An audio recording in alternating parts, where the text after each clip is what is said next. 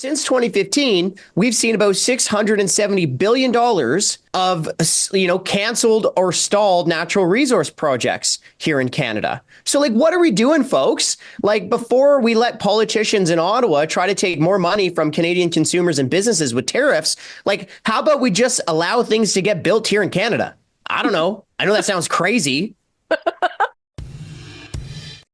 This is the Canadian Taxpayers Federation podcast, where we are fighting for lower taxes, less government waste, and more accountable government. I'm Chris Sims. I'm the Alberta director for the Canadian Taxpayers Federation.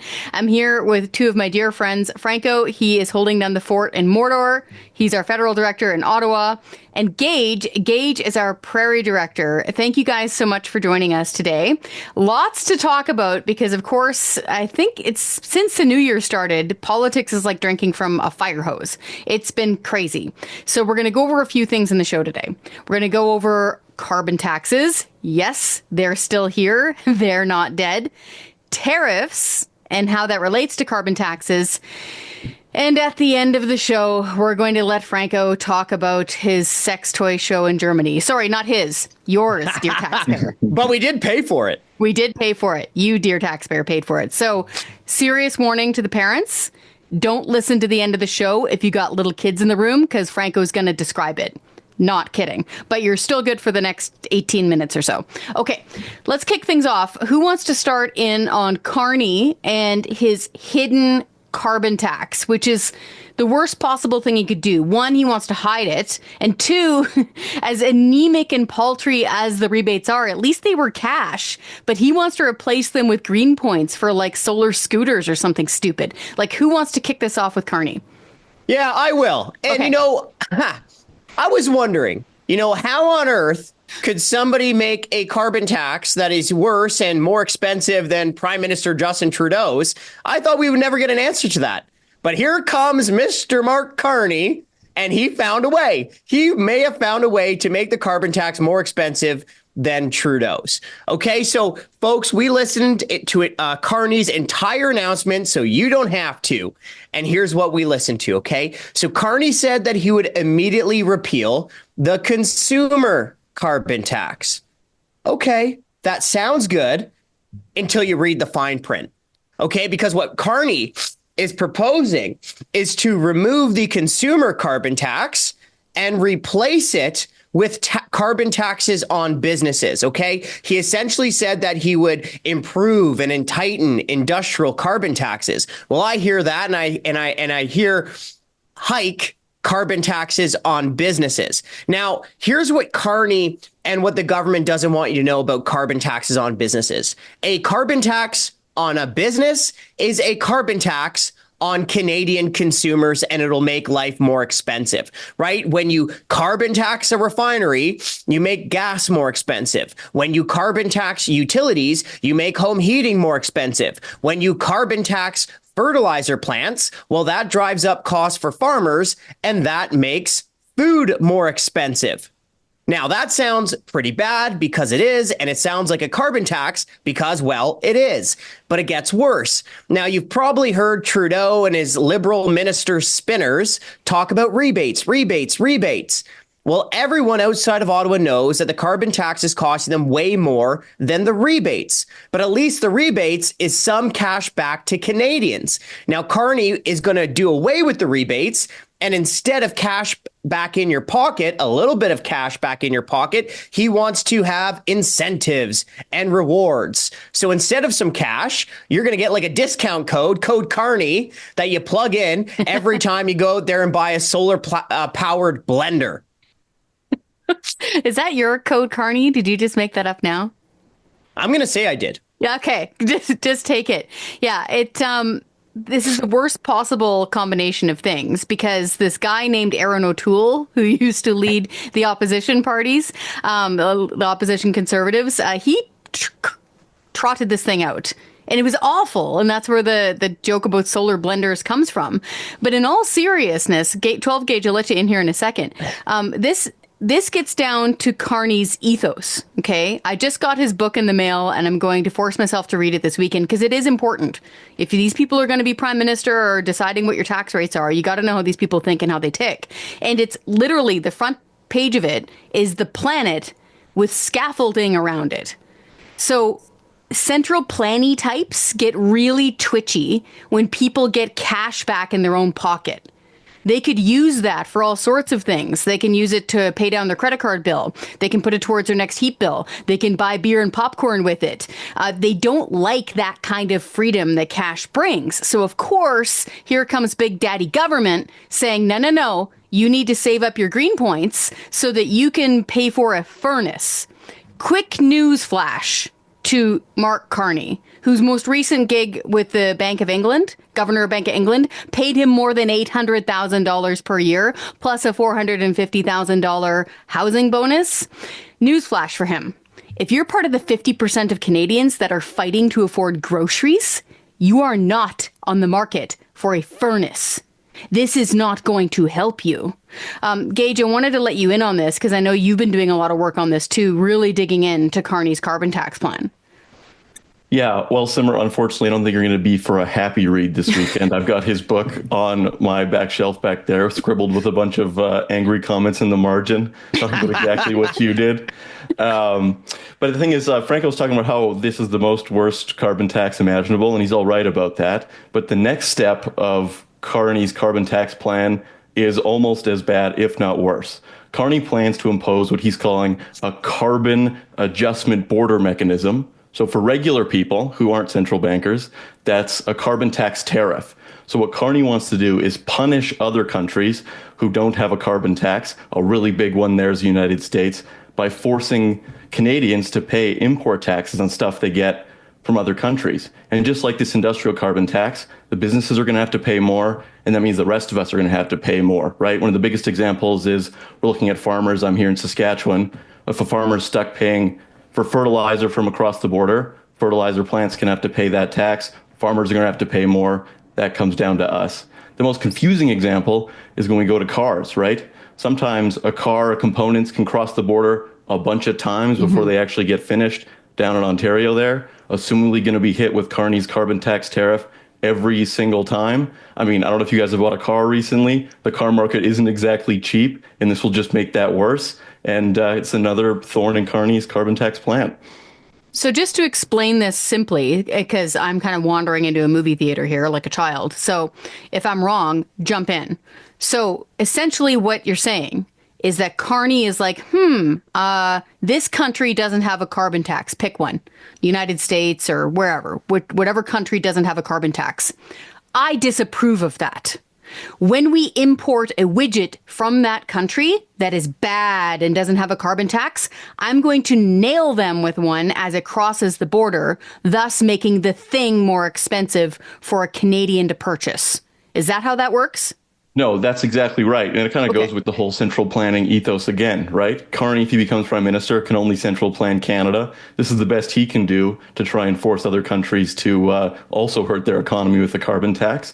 But it takes a step back, right? We've seen what tariffs do to the economy, talking about people getting mad at each other across the border. I don't think the Americans would take too lightly to be hit with a carbon tariff on all of their imports to Canada as well. So I was talking to Todd, our boss, earlier this week, and he pointed out, I don't know if there's two worse words to put together right now. Carbon tariff.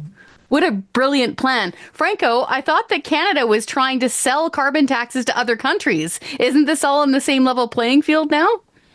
Well, I'm glad you brought that up. And it's a good point with this carbon tax tariff is that, look, first of all, it's going to make life more expensive. Second of all, think of the retaliation that we're going to get from other countries. OK, about 70% of countries don't have a national carbon tax, including the United States, Russia, India, Brazil. So you have these massive economies, particularly the United States, with which we trade a lot with. And now, what kind of retaliation are those other countries going to hit back with against this Carney carbon tax tariff? It's absolutely a nightmare.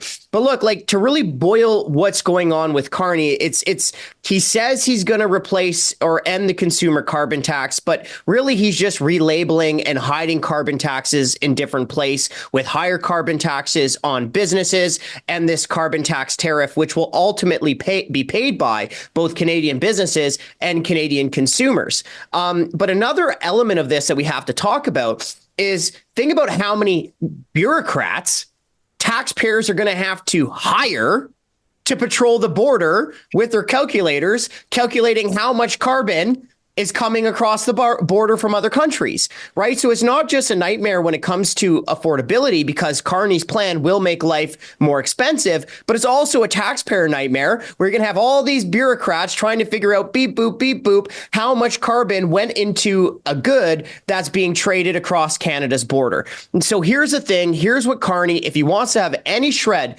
of credibility on the most important question on affordability, Carney needs to come clean with Canadians on this very simple question. How much will your carbon tax cost us? Okay. And here's what Carney has to understand. Canadians don't want the carbon tax relabeled. Canadians don't want the carbon tax hidden. Canadians don't want carbon taxes on businesses. Canadians don't want the carbon tax wolf in sheep's clothing. Canadians want the carbon tax gone. Sayonara. See you later. Goodbye. Yeah, it has to be gone. Like, nuke it from orbit, then salt the earth afterwards. This is the point. And I wanted to raise this, and I have a clip actually that I want us all to endure. And I promise it isn't that long. It is pretty boring, folks, for listening. But afterwards, we are going to talk about a sex toy show in Germany. So just keep listening, okay? I wanted to raise this because it's super important. Because at the very end of Carney's announcement about the carbon tax in Halifax, he said the quiet part out loud. He said what he thinks the problem is with the carbon tax. And he said that this is a perception problem and that people just don't understand the value of the carbon tax. Why? Because they have been misled with misinformation and lies. Listen to this. It has become very divisive. For Canadians, it's the perceptions of the impact, the negative impacts of the carbon tax on households without fully recognizing the positive impacts of the rebate has made this more of a divisive issue. It's been fed by misinformation and lies, quite frankly, by the Leader of the Opposition, but okay. So there you have it, folks. That is right from the horse's mouth.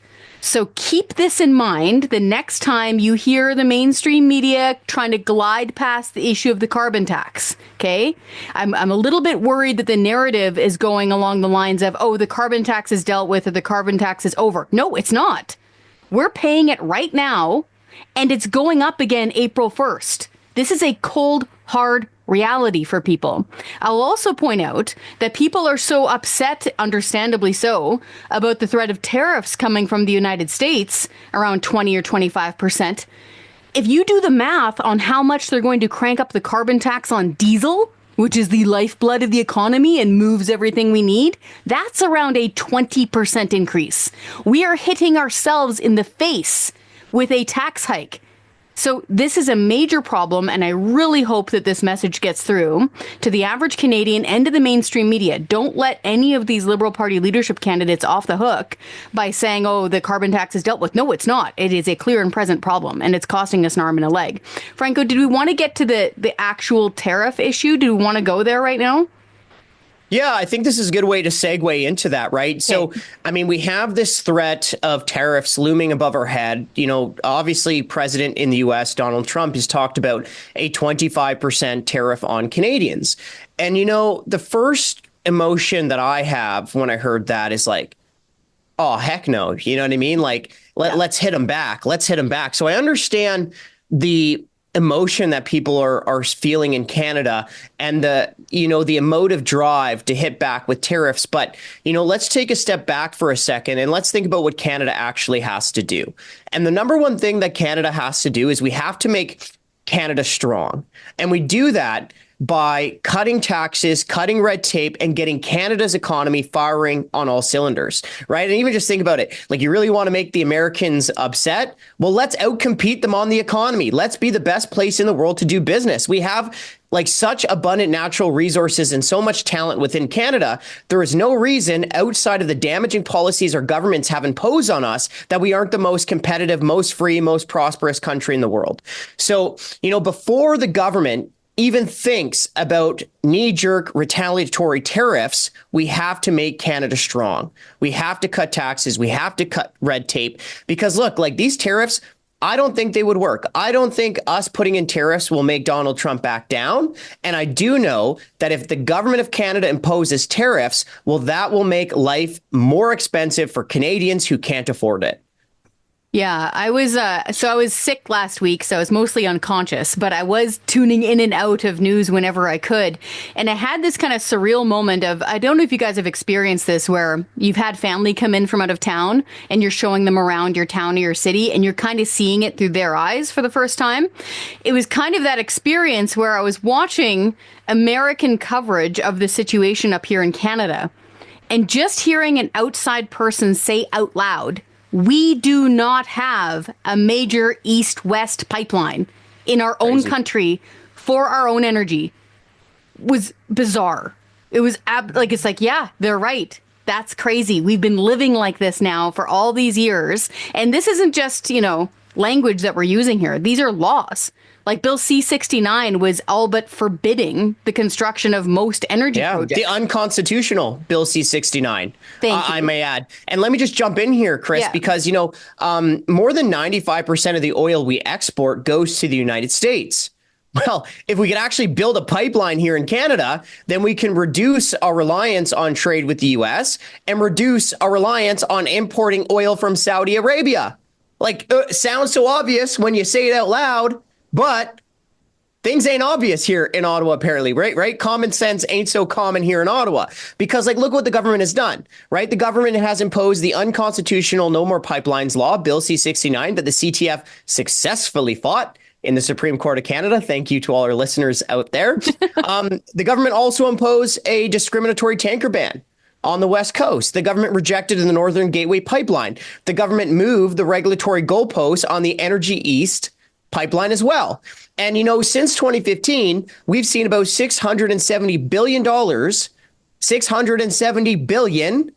of, canceled or stalled natural resource projects here in Canada. So, what are we doing, folks? Before we let politicians in Ottawa try to take more money from Canadian consumers and businesses with tariffs, how about we just allow things to get built here in Canada?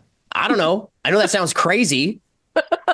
Gage, I gotta let you in here because I feel like you're in Saskatchewan and it's like Saskatchewan's fine with all of these energy projects. We're fine. We approve all of this and we don't have a coast. Why are you yelling at me? I'm sorry, Gage. I'll let you in here.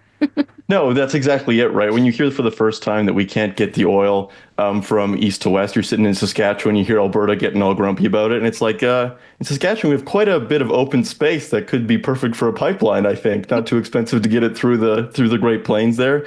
It could be really easy. And it's crazy to think about when you hear it from someone else's perspective. And it goes in the other things that Franco talked about, right? When we go to the carbon tax, it cost the Canadian economy, not just Canadians, $12 billion last year, right? That's an easy way to improve competitiveness. Just actually axe that thing.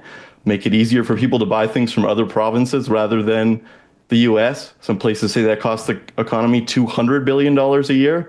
It should always be easier to buy from other Canadians than other places, but it seems like that's difficult. And that's another thing that you hear when people say that the reason we trade with the U.S. so much, it's difficult to trade between other places. That's a ludicrous thing to say. It should be easier to buy things from Alberta than Montana, but sometimes it's not. Hey, let me step in here with a question for you, Chris. What was that movie? I believe World War II, was it Dunkirk? Where they're the citizens got in their boats and actually brought the British home from Europe, right? Yes. Well, I remember when I was in Calgary, we, back in the day, years ago, before I got shipped off to Mordor, I remember sitting around. I'm like, hey, are we going to have to Dunkirk some oil in the back of the pickup trucks to get the oil to the east coast of Canada? What's going on here? You know what I mean? Why is it so hard to build a pipeline in Canada? I'm laughing because I want to cry. Yeah. But here's another one. Okay. Here's another one. Before I forget, talk about the easiest way to make Canada more competitive. Don't hike the capital gains tax, right? We talked about on the last episode of the podcast where Canadians across Canada forced the government to back down on the capital gains tax increase. So the government is actually delaying the capital gains tax hike that was supposed to happen this year. They're delaying it to Jan 1 of 2026. Well, think about what delaying a capital gains tax hike for a year is actually doing? You might as well just put up a big sign, flashing lights that say, hey, entrepreneurs, leave before next year. Like, what is the government doing? The capital gains tax hike will blow a $90 billion hole in Canada's economy. Just end it already. But not, and for folks at home, 90 billion. Picture 90 hospitals, new ones with shiny glass doors and stuff. That's how much money that is. Yeah, you're right. It's like, just picture the air traffic controllers with like the lit batons. Like, this way, guys, everybody leave. This is how much time you have. I will point out, you're being a little bit too modest there, Franco, that it was the government's announcement. It was days after we threw down in Ottawa and said, guess what, folks? The Canadian Taxpayers Federation, we're challenging the CRA in court. Knock this off. Stop this capital gains tax increase, because, of course, the CRA was imposing this on people. This is hard to believe, but I promise it's true. The CRA was imposing the capital gains tax hike on Canadians, even though the tax hike had not gone through Parliament. Wild stuff. Hadn't been introduced. Like what? How is that even possible? What is it? And from Anchorman, like, I'm not even mad. That's impressive. How did you do that? Pretty wild. So at least it's a reprieve where they're kicking it down the road, where they're not paying it now. But you're right. This just gives much more runway for smart businesses to be like, yeah, we're not sticking around for this capital gains tax increase. And I just wanted to break it down for normal people. This is not just some, monopoly man playing the stock market that is going to be spending more money on a capital gain. No. So, as was pointed out in a good video that I saw recently, a capital can be anything like, so my father-in-law is a heavy-duty mechanic, okay? He does a lot of investment in equipment, like heavy-duty drill press and parts washers, like stuff I don't even understand. Fabricators for metal. These are expensive things. That is capital. If you sell it, the government almost always considers that to be a capital gain. They will hit you with a capital gains tax. Same sort of thing, say you have an elderly relative that passes away and leaves you a property. Could just be like a simple cabin, okay? You sell that secondary property that you own as a second home or something, they're going to nail you with a capital gains tax. They were hiking that. It also was affecting physicians. In the way that they structured their retirement, physicians have been told apparently for generations that this is how you structure your finances because you're not going to get nailed with the increase. But here they were. And we had all sorts of doctors threatening to leave the country. So good to see that finally being delayed. Hopefully it will be gone forever. Did we want to get into crazy government waste? Yeah, and I'll just start with my taxpayer pro tip, because my taxpayer pro tip is twofold. One, it goes to Global Affairs Canada, which might be the worst waste offender in the entire federal government, which is saying so much. And also to the government. Guess what, folks? Freezing spending, controlling spending, that's not enough anymore. Nope. Cut. Okay, so, folks, you might have seen that in the U.S., they're finding massive wasteful spending through DOGE at the U.S. Foreign Aid Department, right? Essentially, the department that sends foreign aid around the world kind of mirrors Canada's Global Affairs Canada. Well, we have more than 1,000 pages of access to information requests on how Global Affairs Canada has been spending your money. And let me just read you some of the highlights. We haven't gone through the full records. 1 sec. Warning for people. I'm not kidding. Don't, if you've got kids in the room, the next stuff that Franco is about to say is gross. Go ahead, Franco. And folks, just to give you more time here, I'm going to delay a bit. Don't get mad at me. I'm reading what the government spent your money on. So I'm not saying these jokes, okay? I am just the messenger of how the government wasted your money. And with that, here's some of the examples. The government spent $8,800 for a sex toy show in Hamburg, Germany called Whose Jizz Is This? Yes, when I said jizz, I meant that kind of jizz. Whose jizz is this? Again, don't get mad at me. I am merely the messenger, friendly taxpayers. Now, this is how the government described this sex toy show. that you paid for. Quote, the centerpiece of the show, and I'm looking down so you can tell I'm reading it. The centerpiece of the show was a large water fountain consisting of a number of double-ended sex toys spouting water from both their mouths and vaginas. Don't get mad at me. I'm just reading. So, folks, you spent $8,800 for a sex toy show in Germany called Whose Jizz Is This? Yes, that jizz. Another one, we've talked about it before. $12,500 for senior citizens in countries like Taiwan, Australia, and Austria to speak about their sex lives in front of live audiences. This performance was called All the Sex I Ever Had. When my parents used to say, listen to your elders, I don't think this is what they meant. But that's an aside. The seniors were talking about their, quote, first time, best time, worst time, last time. Welcome to Prime Minister Justin Trudeau's Canada, where the economy is so bad, we are now outsourcing old people sex stories. Because again, these were not Canadian citizens. Bill and Martha and Kitchener weren't good enough, eh? No. Yeah. Should we talk about pirates, Chris? Should we talk about the pirates? Yeah, like hit me with the lesbian pirate musical, Franco. Yep. So your money through Global Affairs Canada spent $1,700 on a musical called Lesbian Pirates. Okay, so the musical tells, quote, untold true stories of the ruthless maverick and lesbian pirates who met while cross-dressing as male pirates, fell in love, slaughtered swaths of men, stole treasure, and escaped persecution of the law. Now, let me just read on a little bit more. The musical featured, quote, a cast of physically disabled performers to bring life to the sexy, violent, and turbulent world. Just a second. I need to check on Gage. Gage, are you okay? Earmuffs, Gage. I'm doing all right. I think these descriptions are what I would more imagine from someone making a joke on Twitter rather than the actual facts that Franco are reading, but I'm hanging in here. Okay, I got good. a couple more. One sec. I just got a little intermission here. For folks who are getting upset or offended by the language or the tone, don't be fooled by this.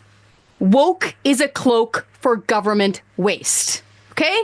The government thinks that by, cloaking this stuff in like woke things, so like, let's add a rainbow to it, we won't criticize it because we'll be too scared. They're wrong. This is a terrible waste of money. If you want to go watch a lesbian pirate musical, go fill your peg legs. Okay? Just don't make taxpayers pay for it. Go ahead, Franco. Woke is a cloak that'll make taxpayers go broke. I like it. Okay, $8,100 to organize DJ workshops in Turkey and Georgia for the LGBTQ community to, quote, bring more diversity into the world of DJing. See? Okay, yeah. Okay. $7.2 million for a, quote, gender responsive systems approach to universal healthcare in the Philippines. Now, I know people are on wait lists in Canada. I know people actually very close to home who are struggling with that. Yes. Yet somehow the government has millions of dollars for this in the Philippines. That's nice, hey? It gets me mad. Yeah, no, 13 grand for an Oscars party in Los Angeles. $8,000 for the Toronto-based band Shuffle Demons to play at a jazz festival in El Salvador. I mean, holy, right? $2,000 for a dance festival in Serbia. I'm going to end with this one because if I keep going on, I'm actually going to get upset here. $3,900 for a seminar at an arts conference in LA that featured a, quote, frank discussion on how to properly do a land acknowledgement. So, yeah, I mean, the more I read it, the more I actually just get kind of pissed off here. Yeah, understandably so. Like, okay. We got to cut spending. This is nuts. Open the books up and cut. Yeah, take a chainsaw for sure. And for folks who want to follow along at home, go to Global Affairs, dig through their spending. Heck, I'm just going to light this one on fire. Go to Canadian Heritage, dig through their spending too. Because if the fountainhead of ridiculous government waste in the United States is coming from USAID or USAID, I don't know how they actually pronounce it. The fountainhead for government waste, my spidey sense says here in Canada, is twofold. It's at Global Affairs, which used to be called Foreign Affairs, okay? And it's at Canadian Heritage, which doles out money for things like the CBC and all these weird arts grants, okay? Again, if you're into art, weird or not, pay for it yourself. Find a corporate sponsor. Hold a bake sale. Nobody cares. Don't make Franco's mom pay for this crap, okay? This is the issue. And we here at the Canadian Taxpayers Federation, we believe in highlighting waste like this so that it gets people interested and by staying happy warriors. That's why we hand out Teddy Waste Awards, the Golden Pig statues to bureaucrats and politicians that waste your money in spectacular fashion. But the reason we do so with humor is getting exactly to what's happening with Franco right now. Because if you don't use humor and you don't keep your chin up, you'll get so mad you'll be blackpilled. Don't take the black pill. Stay in the arena, stay in the fight, stay a happy warrior, and hold these people to account. Gage, did you want to have any final thoughts here now that Franco has horrified us?